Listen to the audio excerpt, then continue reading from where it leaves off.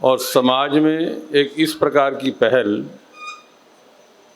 जो हम सब के लिए नई है, मंच पर जितने विराजमान हैं उन सब के लिए भी अद्भुत है।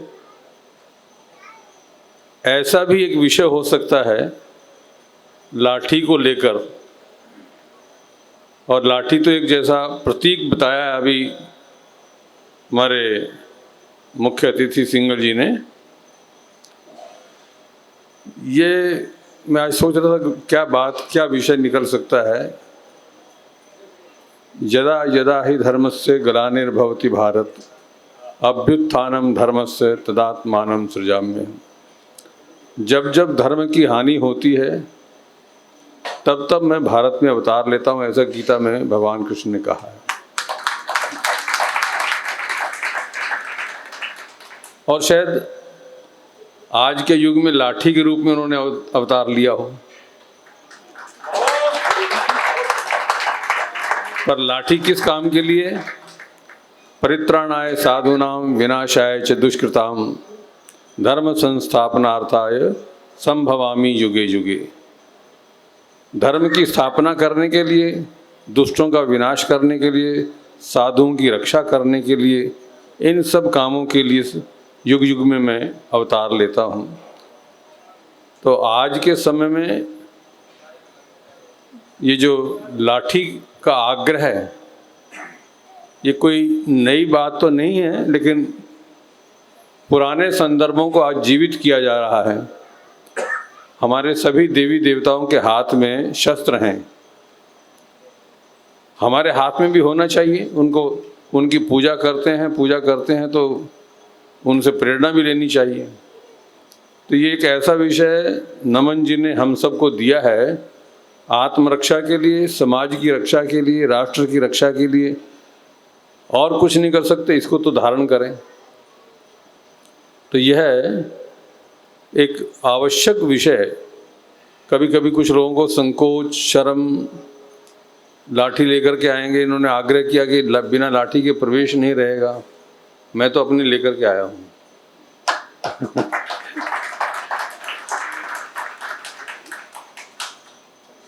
नए घर में चीजें पुरानी अब कौन रखता है, परिंदों के लिए कुंडों में पानी अब कौन रखता है। ये तो आप हैं, संभाले हैं गिरती दीवारों को, वरना सलीके से बुजुर्गों की निशानी अब कौन रखता है।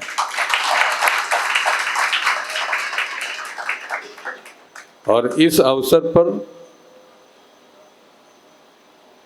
कवि सम्मेलन का आयोजन करना, ये संस्कार देने की बात है। सबसे उत्तम, श्रेष्ठ मैं कविता को मानता हूँ।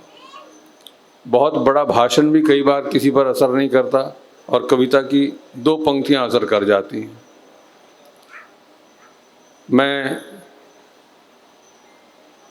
अनुभव करता हूँ, आज के मंच पर जो कवि हैं वो आपको ऐसी कविताएं सुनाएंगे, बाद में आपको लगेगा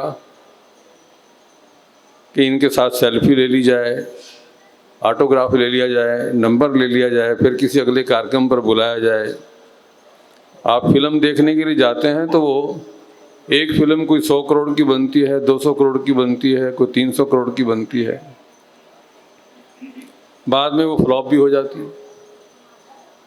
लेकिन वो जो फिल्म बनाने वाले लोग हैं, उसकी कहानी कोई और लिखता है, डायलॉग कोई और लिखता है, गीत कोई और लिखता है, पर्दे पर कोई और बोलता है, संगीत कोई और देता है, इत्यादि इत्यादि सारे काम। लेकिन वो सारे काम ये कवि,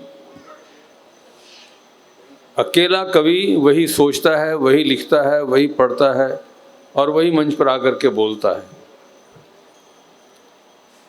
आपके पास करोड़ों रुपया हो, लेकिन वो सब यहीं रह जाने का। उनकी दौलत रह जाएगी महलों और चौबारों तक, उनकी दौलत रह जाएगी महलों और चौबारों तक, इनके अक्षर राज करेंगे सूरज चांद सितारों तक।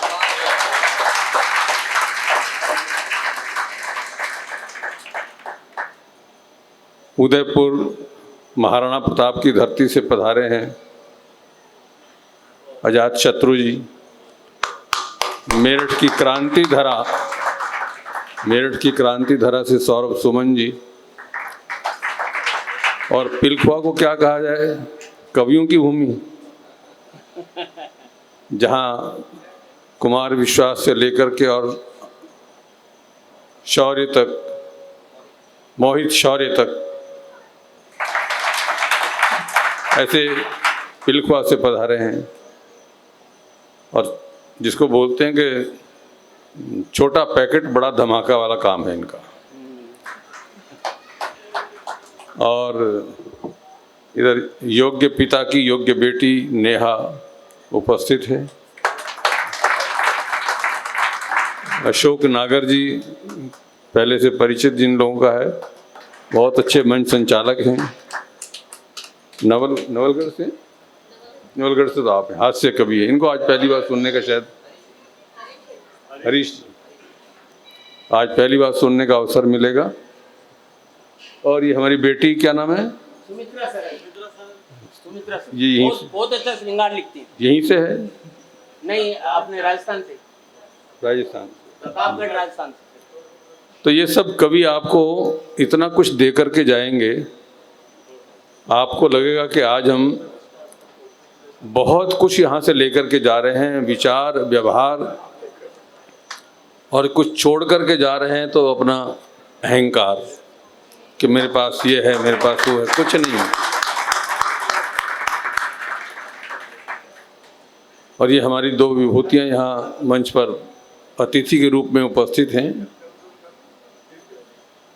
दोनों के मन में किसी को हम क्या सहायता कर दें, इनको प्रसन्नता होती है। किसी को दे करके प्रसन्न, आपको तो लेकर के प्रसन्नता होती है कि मैं जेब में कितना डाल लूँ, इनको दे करके होती है।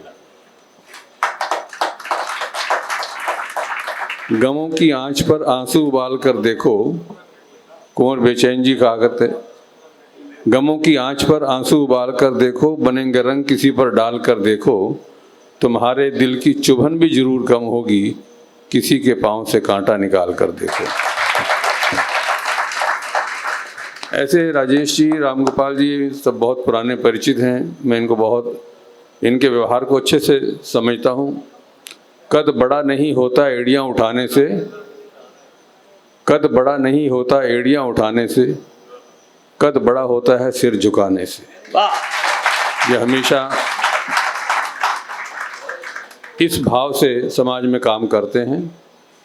और आज के इस अवसर पर संक्षिप्त करने के लिए कहा गया तो मैं अपनी बात को यहीं विराम देता हूँ। और जिंदगी के रंगमंच पर इतनी खूबसूरती से निभाओ किरदार अपना, जिंदगी के रंगमंच पर प्रवीण जी और हमारे मेरठ से मफ्तलाल या मुफ्तलाल, मफतलाल जी, मथुरा से ठीक है, और प्रजापति जी, अमित जी, आपको इन्होंने प्रवेश दे दिया। बहुत अच्छा है। और आज तो अर्जुन सिसोदिया जी के समधी भी आए हैं। एक बार जोरदार ताली बजा दें।